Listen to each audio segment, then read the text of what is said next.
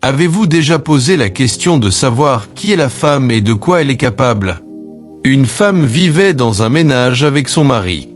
Elle invita un pasteur, et c'est même le mari qui est allé chercher le pasteur à la maison. Les deux sont entrés dans le salon, et la femme a rapidement mis un tissu par terre pour que le pasteur puisse marcher dessus. Le pasteur marcha sur le tissu comme un roi. Une fois qu'il l'eut dépassé, la femme retira rapidement le tissu, et son mari traversa le seuil de la porte sans rien. Une très forte discrimination se fit sentir. L'homme ressentit une grande frustration mais ne dit rien. Regardez l'accueil que la femme réserve au pasteur et ce qu'elle réserve à son propre mari. Le mari ne dit rien. La femme continue ses éloges envers le pasteur. Elle courut rapidement pour essuyer le fauteuil, malgré la robe qu'elle portait, tout en méprisant le mari qu'elle prétendait aimer tant. Le mari ne dit toujours rien. Calmement la scène. Pasteur. Notre sage pasteur commence à donner des prières et des paroles prophétiques. La femme était tellement excitée et répondait avec force, avec une grande énergie. L'homme, de son côté, observait et répondait malgré lui. Amen. Amen. Amen. La femme, elle, répondait tellement, tellement, tellement. Amen. Amen. Amen. Amen. Amen.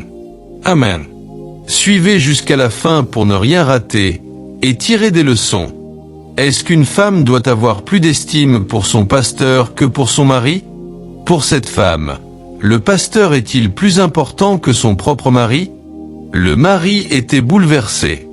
La femme entra dans la chambre, sortit une bouteille de champagne bien emballée et décorée, et revint avec des verres.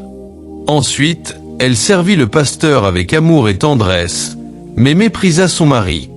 Le mari demanda: « Tu ne veux pas me servir ?» La femme répondit avec arrogance: « Sers-toi toi-même. » Le mari, ébahi, très surpris par l'attitude de sa femme, garda toujours son calme.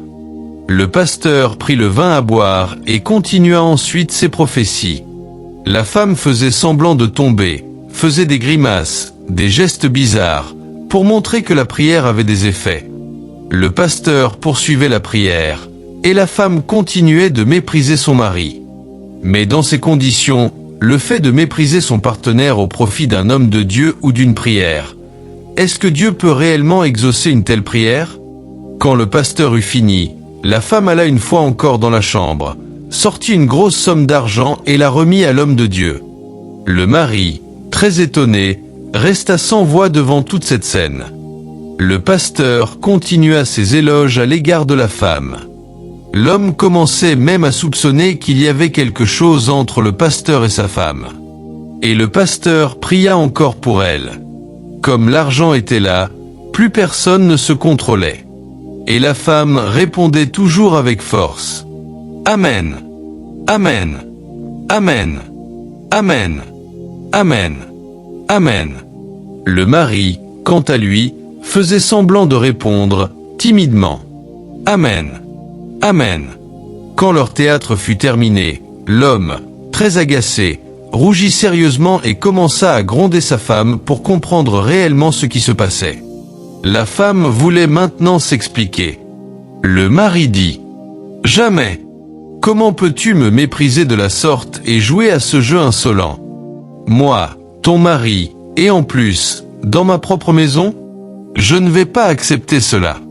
Tu as mis un tapis par terre pour cet homme, et quand vint mon tour, tu l'as retiré. » Dans cette histoire troublante, découvrez comment une femme, sous prétexte de foi et de religion, humilie profondément son mari dans sa propre maison. Le pasteur qu'elle accueille est traité comme un roi, tapis au sol, fauteuil préparé, champagne servi avec tendresse, alors que son propre mari est méprisé, ignoré et rabaissé. Mais jusqu'où peut aller une femme par admiration religieuse? Est-ce acceptable de délaisser son mari pour élever un autre homme, même un homme de Dieu? Cette vidéo soulève des questions puissantes sur le respect dans le couple, la place du mari, et les dérives émotionnelles sous couvert de spiritualité. Regardez jusqu'à la fin. Tirez vos propres leçons et partagez en commentaire ce que vous auriez fait à la place du mari.